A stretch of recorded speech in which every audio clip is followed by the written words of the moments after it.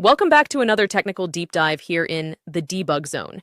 Today we're tackling a big question and breaking it down with insights from other users. Hopefully this clears up some misconceptions and helps you get the answer you need. So buckle up, stay a little curious, and let's jump right in.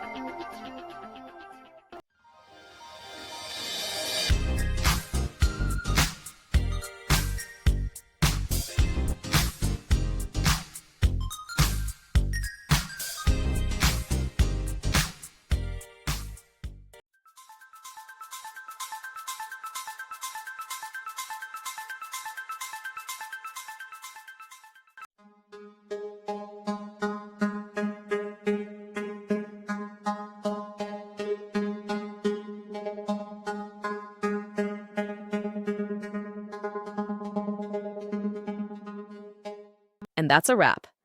I hope you found the answer you were looking for.